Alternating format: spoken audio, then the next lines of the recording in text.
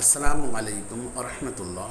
বন্ধুরা, জাদু ও কুফরি কালাম থেকে বাঁচার এক বিখ্যাত তদবির আপনাদের সামনে নিয়ে আসলাম।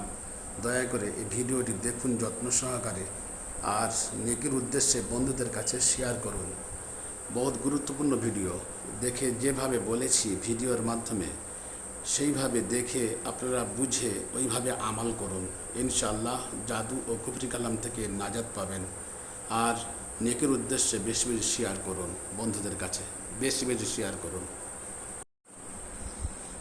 আসসালামু আলাইকুম রহমতুল্লাহ। বন্ধুরা, আজ একটি গুরুত্বপূর্ণ জাদু কুফরি কালাম থেকে বাঁচার একটি মারাত্মক তদবির নিয়ে হাজির হলাম। বন্ধুরা, যদি কারোর উপরে কুফরি কালাম জাদু করে রাখে, সেইটি কাটানোর সহজ তরিকা বা উপায়। যদি কোনো ব্যক্তির উপরে হামেশাই জাদু করে, কষ্টে ফেলে রাখে, তাহলে কি করবেন? প্রথমে আপনি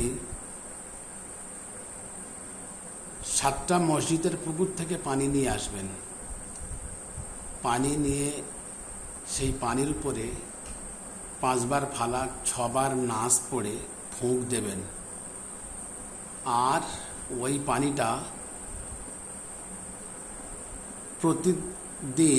প্রতিদিন একবার করে গোসল করবেন। গোসলের আগে পানি তুলে সেই পানির সঙ্গে ওই পানি পাইল করে গোসল করবেন, এবং কিছু পানি একটি টিউবওয়েলের পানিতে পাইল করে ওই পানিটি খাবেন। গোসল করবেন আর খাবেন। ইনশাআল্লাহ দেখবেন অতি সত্বরে আপনার জাদু, যত বড় কুফরি কালাম হোক, কেটে যাবে। আল্লাহ নবী সাল্লাল্লাহু আলাইহি সাল্লামের উপর জাদু করেছিল এই কুফরি কালাম। তাই সেই জন্য যদি আপনারা জাদু কাটাতে চান, তাহলে নাস আর ফালাকের উপরে আমাল করুন। প্রতিদিন এইভাবে করতে থাকুন। পানি পড়বেন, 5 বার ফালাক, 6 বার নাস, ডিপ কলের পানিতে পড়ে ফুঁক দেবেন, ওই পানি খাবেন। আর যে পুকুরের পানি, ওই পানিটি গোসল করবেন।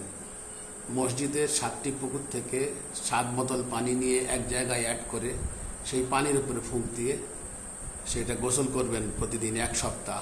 ইনশাআল্লাহ দেখবেন আপনার যত বড় কঠিন জাদু হোক কেটে যাবে। যে বাড়ি সমস্যা আছে সে বাড়ি ছিটে দেবেন। দোকানে খদ্দের হচ্ছে না, দোকানে ছিটে দেবেন। ইনশাআল্লাহ কুফরি কালাম জাদু, কালো জাদু সব দূরীভূত হবে। যত রকম জাদু, সমস্ত জাদু দূরীভূত হবে ইনশাআল্লাহ।